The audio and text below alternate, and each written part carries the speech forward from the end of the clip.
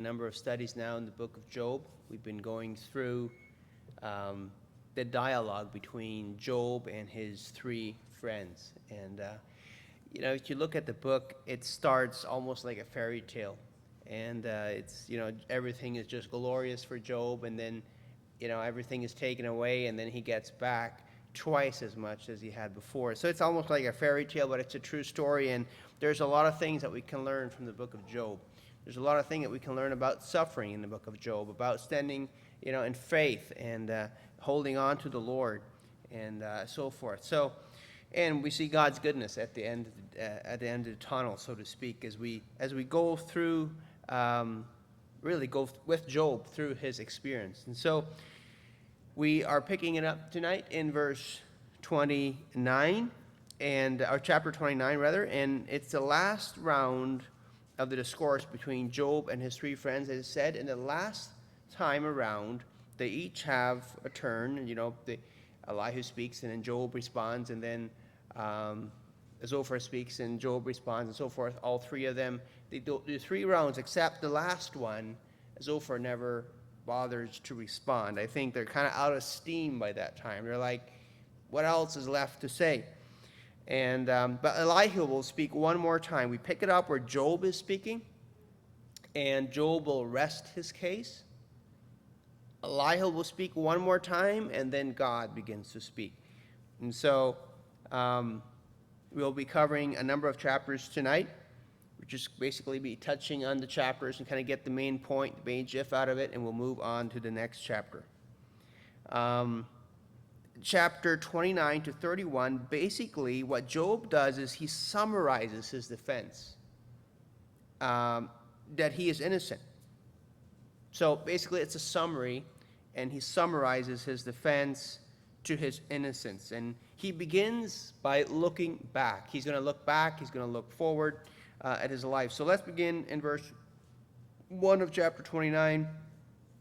It says, Job further continued his discourse and said, "Oh, that I were as in months past, as in the days when God watched over me, when his lamp shone upon my head, and when by his light I walked through darkness, just as I was in the days of my prime, when the friendly counsel of God was over my tent, when the Almighty was yet with me, when my children were around me, when my steps were bathed with cream, and the rock poured out rivers of oil for me, when I went out to the gate by the city, when I took my seat in the open square, the young men saw me and hid, and the aged arose and stood. The princes refrained from talking and put their hand on their mouth. The voice of the nobles was hushed, and their tongue stuck to the roof of their mouth." So Job is looking back at his former, I guess we could say his former glory. When he was at the prime of his life, he had all his wealth and all his servants and people. He was a man of respect. Everyone was people respect him when he came and sat down in his city square. And he remembers that. He looks back to those days. Now, there's nothing wrong with looking back. It's okay if we do that. And old people might look back quite a bit. If you talk to an older person who's maybe in his 70s, his 80s, they may do so even more. They look back through history, and they'll talk about history a whole lot. There's nothing wrong with looking back, but it's possible that a person can live his life focusing backwards. And the reason why people would do that is because people have no vision for the future. People who talk a lot about the past, the good old days, there's 2 things. One, they don't like the present that they're living in, so they're kind of dreaming about the past, or they simply have no future. They really don't have a vision of where they're heading. They don't have a map lined out where they're intending to go, so they're just focusing on the past, and that is not really a healthy thing. We shouldn't focus on the past. We just need to look back to the past for experience, for our learning. We learn what has happened in the past, what works, what doesn't work, and that is good, but we need to focus on the future. Now I'm thinking old people who is 80 years old, well, they probably don't have that many more years to live, so they're probably focusing more on the past because of that. But God does not want you to live in the past. Paul says, I forget the things which are behind, and I reach to that which is ahead. In my own personal life, when I look back at my life, if I could do my life over again, I wouldn't want to do it. I don't want to live my life over again. I just want to move forward. And if I could live over my life again, I'm not sure that I would do anything different. I'm not sure. I think I would just live my life the way I lived. I tried my best. I lived the best I could. And honestly, I'm not saying it to be prideful or anything. I just think that I'm not sure that I would change anything. I'd marry the same wife, have 4 kids again, and just do the same thing I do now, and just move forward. And I think in your own personal life, evaluate yourself. Are you living in the past, or are you living in the present, or are you living in the future? How are you in your own personal life? Are you with Paul, I forget the things which are behind and moving ahead? If that's not you, then maybe you need to look at yourself and say, hey, is there something in my own personal life that I need to arrange so that I can more positively look to that which is before me? Now, verse 11, he says, when the ear heard, then it blessed me. And when the eye saw, then it approved me. Because I delivered the poor who cried out, the fatherless, and the one who had no helper. The blessing of a perishing man came upon me, and I caused the widow's heart to sing for joy. I put on righteousness, and it clothed me. My justice was like a robe and a turban. I was eyes to the blind, and I was feet to the lame. I was a father to the poor, and I searched out the case that I did not know. I broke the fangs of the wicked, and plucked the victim from his teeth. Job was a man who was blameless. Doesn't mean he was perfect or sinless, but he was blameless and he was upright. And he feared God and he shunned evil. And we see that here. He was a man that was wealthy and he used his wealth to help others. It says here he helped the poor, the fatherless, the blind, the lame. It says he broke the fangs of the wicked. Job was not a passive man. He was involved in the community and making the lives around him better. He was active in the community. And I think it's important for us too. God has given you a life and he wants you to impact people around you with your life, with the stuff that he's given you. He wants to use you. He wants you to be a conduit through whom he can improve the life of those who are around you. And Job was such a person. He blessed those who were around him. And that's what we should do also. Chapter 30, Job now feels that he has lost all respect. Verse 1, but now they mock at me, men younger than I, whose fathers I disdained, to put with the dogs of my flock. Indeed, what profit is the strength of their hands to me? Their vigor has perished. Verse 9, and now I am their taunting song. Yes, I am their byword. They abhor me. They keep far from me. They do not hesitate to spit in my face. Job says the men that he would not even have hired to watch over the dogs that watch over his flock, those men now spit in his face. It reminds me of Jesus, who had done nothing wrong. Job was blameless, not sinless. Jesus was sinless. And yet they spat in his face. It's kind of how Job feels. And he feels he's lost his respect. He feels he has no blessing anymore. Verse 16, he says, now my soul is poured out because of my plight. The days of affliction take hold of me. My bones are pierced in me at night, and my gnawing pains take no rest. Think about it. They didn't have Tylenol back then. They didn't have anything for him to take as far as we're concerned. He had to take the brunt of the pain. Verse 18, by great force my garment is disfigured. It binds me about as the collar of my coat. He has cast me into the mire, and I have become like dust and ashes. See, the magic touch. Before it was like everything he touched turned to gold, and now it's like that touch is gone. And he just is down and out. And where is the blessing? And he feels he has no future. Verse 26, but when I looked for good, evil came to me. And then when I waited for the night, see, he's looking forward. When I waited for the light, then came darkness. My heart is in turmoil and cannot rest. Days of affliction confront me. So if he looks at the future now, he can't see any light at the end of the tunnel. He just feels everything is darkness. It's just pain, sickness, disease. He can't see how he can possibly recover from his loss, from the death of his children, and his own personal plight as he sits there on the ash heap and scrapes his sores. You know, Jesus, at the darkest hour, it may have seemed that it was all over, and yet it was then that it gave birth to new life. When Jesus died and was put in the tomb, we could say that was the darkest hour, but it was then that he rose from the dead. And that gave us hope today that we too will rise from the dead.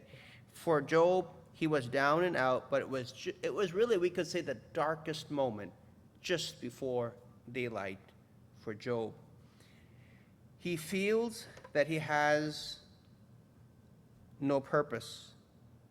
Verse 29, I am a brother of jackals and a companion of ostriches. My skin grows black and falls from me. My bones burn with fever. My harp is turned to mourning, and my flute to the voice of those who weep. You know, his words used to bring blessing to many, and now they sound like the howling of jackals. There's nothing left. I mean, he has nothing to say. And chapter 31, this is Job's final defense to his innocence. And it's kind of written like a legal document in which Job puts himself under oath under God and asks for judgment to fall if God can prove him wrong. And then he puts his signature to that legal document. If you look in verse 35 of chapter 31, it says, oh, that I had one to hear me, here is my mark. And that is, we could say, here is my signature, that I am innocent. All this has happened to me, but not because of something that I have done.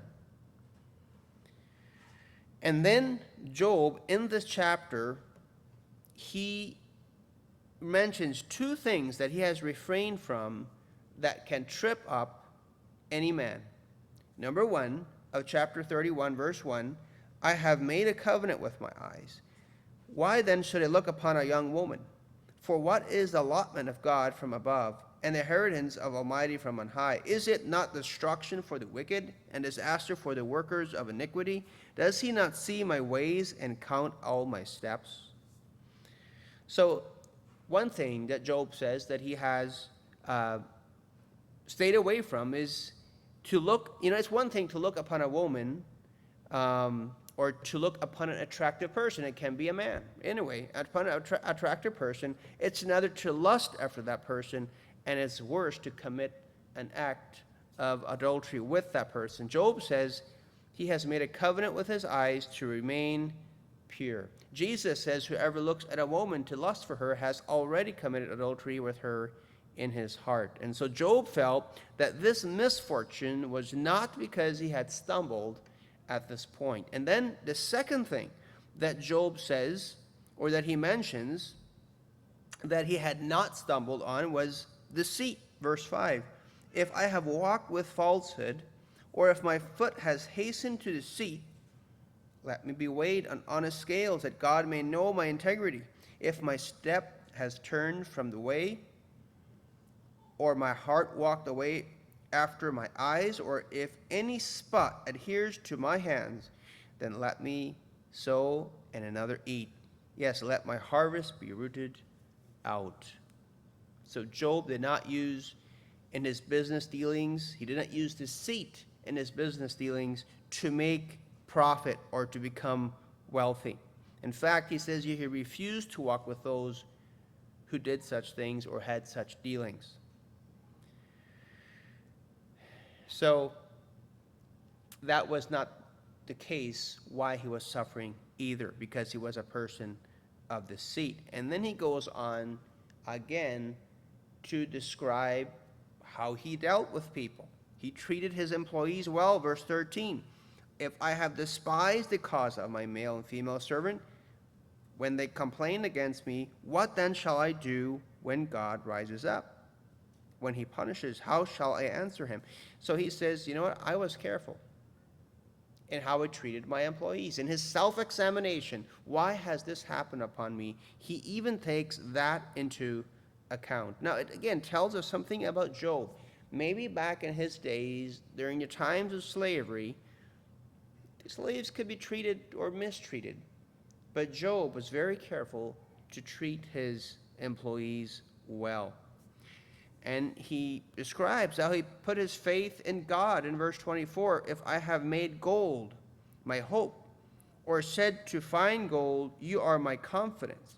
If I have rejoiced because my wealth was great, and because my hand had gained much, if I had observed the sun when it shines, or the moon moving in brightness, so that my heart has secretly enticed, and my mouth has kissed my hand, this also would be an iniquity deserving of judgment, for I would have denied God who is above. So in other words, I didn't worship the sun, I didn't worship the moon, I didn't build idols out of gold. I put my faith in God. We know that when Job's sons would make feasts, Job would then offer up sacrifices just in case any of his sons would have sinned and cursed God in his heart. And so he was indeed a righteous man, so he could say, no, that's not why this has befallen me. He's doing a self-examination. Why has this fallen upon me? And Job wants justice, and he wants an answer. Verse 35, he says, oh, that I had one to hear me.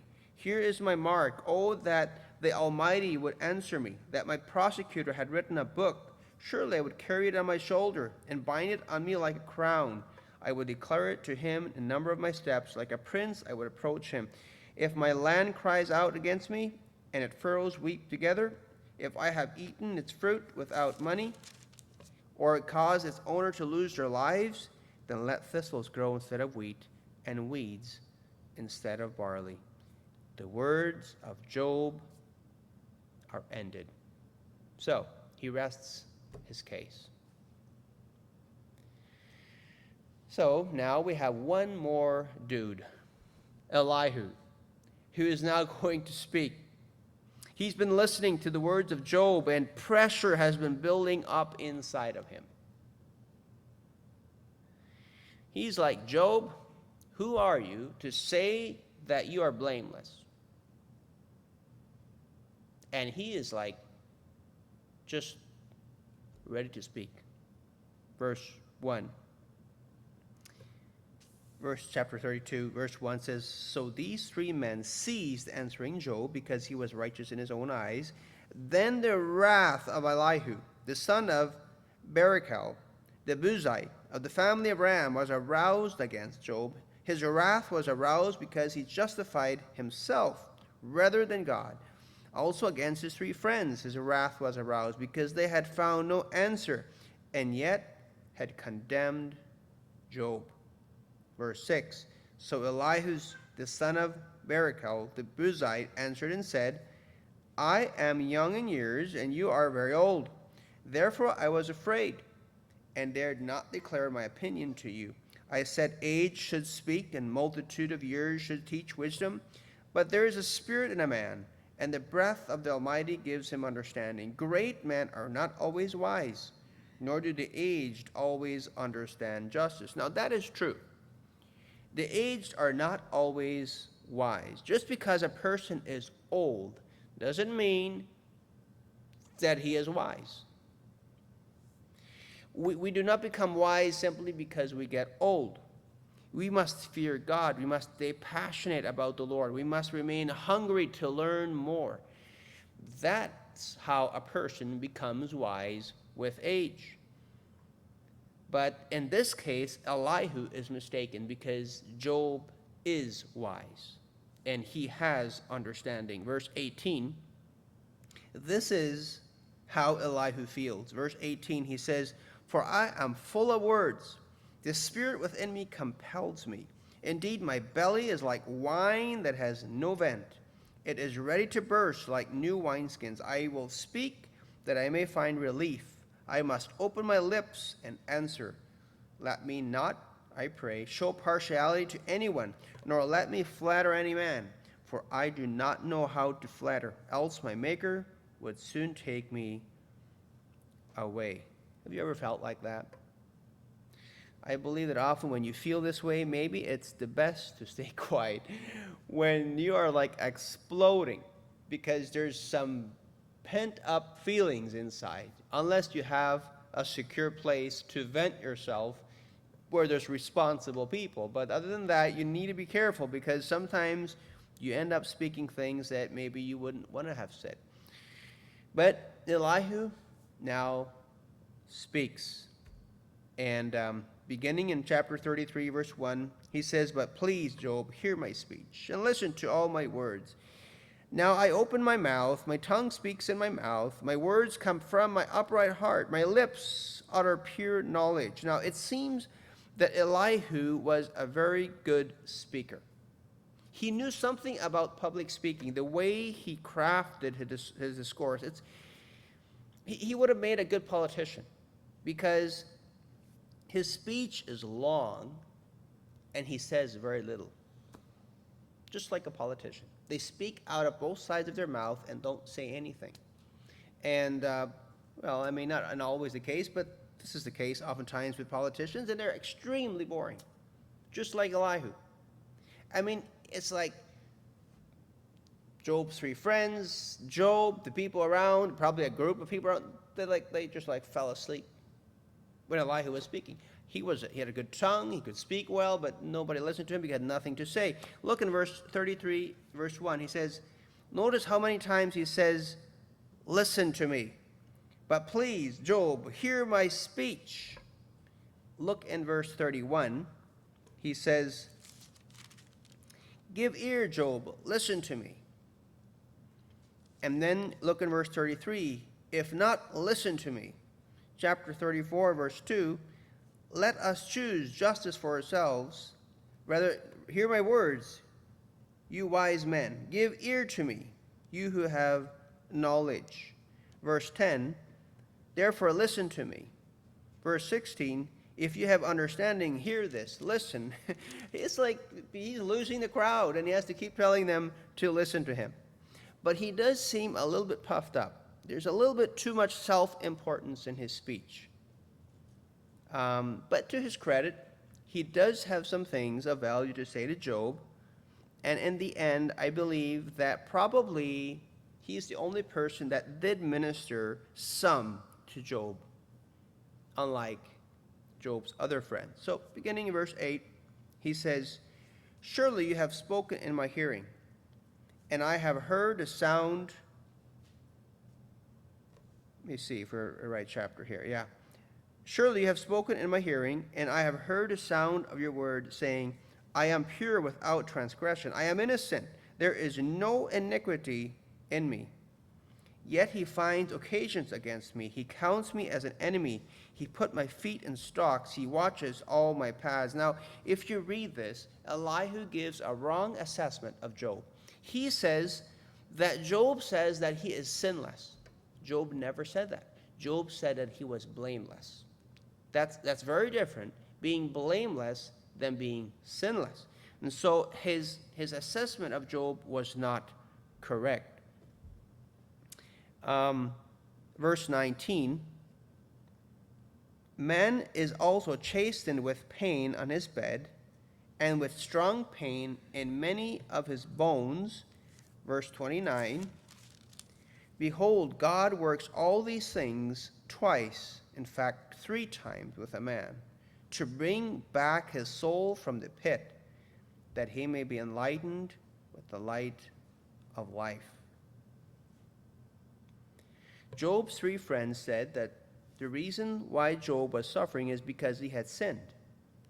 Elihu says that God allowed him to suffer in order to keep Job from sinning. So his assessment is different. That's why you're suffering. To keep you from suffering, or rather from sinning.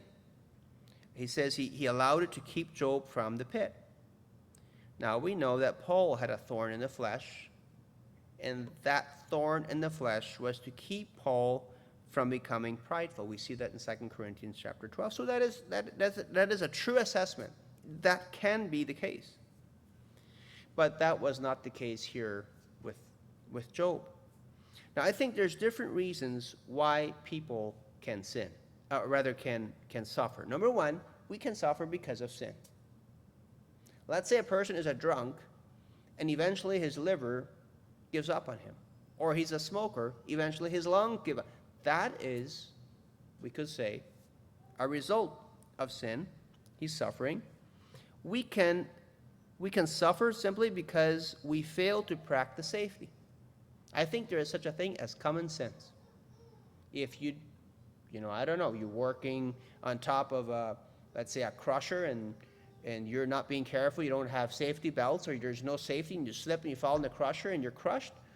That was just because, not because God wanted it to happen. There is an element where God is sovereign and he protects you, but there is an element where if there is no safety,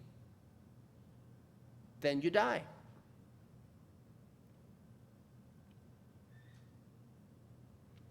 Someone once told me something, and I thought there was some point to it. He said where he used to work, people were like bad people. They were all cursing all day. They hated God, smokers, drinkers. But he says nobody ever died because they practiced safety. But then you come here, and people die on motorcycle accidents. They drive on one wheel, they die, or they drive like crazy, and they turn over, and they die. Christians die.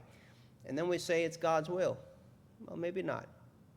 Maybe it's just simply a lack of safety. It's ignorance. It's just not playing it safe.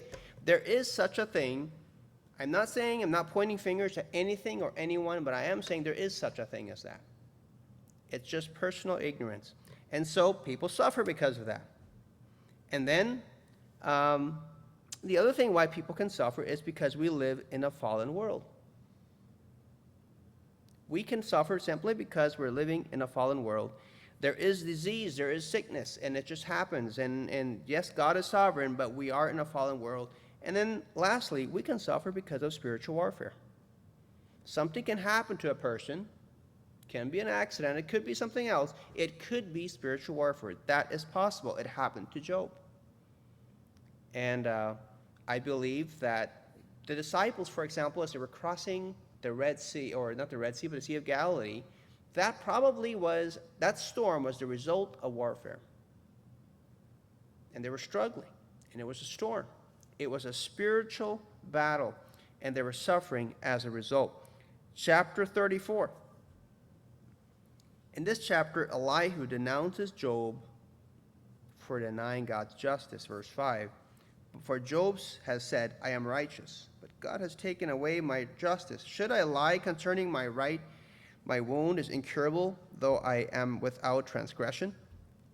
What man is like Job, who drinks scorn like water, who goes in company with the workers of iniquity, and walks with the wicked? For he has said, it profits a man nothing that he should delight in God. So we see here, and as you read through this chapter, what you really see is that Elihu's speech is that he misquotes Job a lot. He doesn't say exactly what Job said. He misquotes him.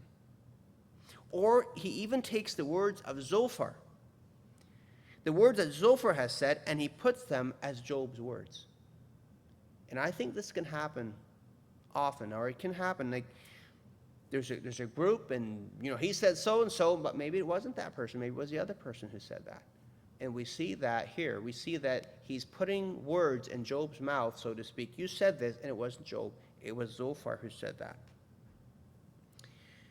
And so he tries in chapter 34 to prove that God is not unjust, as Job claimed. Well, Job didn't really exactly claim that he felt that justice had not been done to him, that God didn't do justice. He didn't say God was unjust, but that he didn't feel that God gave him basically we could say his hearing, his court hearing. His justice has still been denied at this point. But it was a wrong assessment of Job.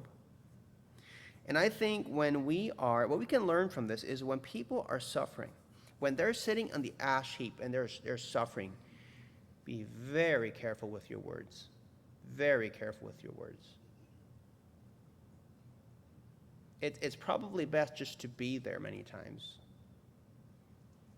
But very careful, why did this accident happen, or why? It's not for us to assess that. Just leave it in God's hands and be their comfort, be there to lift them up, to serve them in any way you can. Chapter 35, Elihu tries now to correct Job's thinking of his self-righteousness. Job was complaining that his prayers were not being answered. Well, Elihu has a reason as to why Job's prayers are not being answered. In verse 12, he says, "There they cry out, but he does not answer because of the pride of evil men." That's why you weren't answered, Job, because of your pride, because you're evil. And then in chapter 36, Elihu seeks to teach Job on the justice and the righteousness of God. And he feels that he is speaking on behalf of God. If you read in verse 1 of chapter 36, he says, "Elihu also proceeded and said, 'Bear with me a little, and I will show you that there are yet words to speak on God's behalf.'" He's like, I'm speaking for God. I'm God's mouthpiece. Now listen to me. It's interesting how people can become so secure that they are God's mouthpiece and they're speaking for God, when in reality they are not speaking on behalf of God. And so he's warned here in this chapter. He's warning him not to be disobedient. That's Elihu's warning Job. And so that he will not perish with the wicked. And then in chapter 37, we'll close with that chapter, Elihu describes the greatness of God. He's trying to explain to Job how great God is. Maybe Job needs a good dose of how great God is. Chapter 37, "At this also my heart trembles and leaps from its place. Hear attentively the thunder of his voice and the rumbling that comes from his mouth. He sends it forth under the whole heaven, his lightning to the ends of the earth. After it a voice roars. He thunders with his majestic voice. He does not restrain them when his voice is heard. God thunders marvelously with his voice. He does great things which we cannot comprehend." So Elihu continues his talk to how great God is. And I think Elihu kind of feels that Job needs to hear God's thunderous voice. Maybe, if he would, that would bring him back to his senses. Maybe it would cause Job to catch a new vision of the greatness of God. So, in conclusion, it does seem, even though Elihu's speech lacks humility, he did have some things to say to Job that Job needed to hear, and probably prepared him for the speech that God was going to give in the next chapter. There is a weakness that we see in Job, in his suffering. And I don't blame Job, because how would you or how would I react in such a circumstance when we would be in a place like Job? But there is one thing that it seems that Where Job is wrong is that he is moving slowly toward a defiant and self-righteous attitude. That is not healthy. It's like, I haven't sinned. I haven't done wrong. I am blameless. And why is this happening to me if I'm a good person? It's kind of that narrative that Job is bringing across. And he's basically pronouncing him a little bit too righteous, if you would. And God is going to come and he's going to expose that. And he's basically going to destroy that narrative. And he's going to ask Job a series of questions. And Job will find out that God indeed is great. And that, well, really, our righteousness before the Lord is really like filthy rags. That God is so much greater than we are. He's so much more sovereign, or he's sovereign, and we can't explain God. And so in many cases, we cannot say it happened because of that, or that person is suffering because of that. It's just not up to us to make that judgment. Our responsibility is just to lift up, to undergird, to help, to bind up, like Jesus did, and not pronounce judgment. Father, we thank you for the book of Job. We pray that you would teach us to be people who are patient, people who are very slow to make judgment when someone suffers or when someone dies, but rather that we would be here to help. Like Jesus, he went about doing good. When he saw the sick, he attended to them. When he saw the blind, he opened their eyes. When he saw the lame, he healed them. He was always doing good. And Father, I pray that we would follow in his footsteps, that we would bless others, that we would help those around us. Just like Job, he was active in the community, assisting and helping. Pray that we'd people that will do likewise in Jesus' name.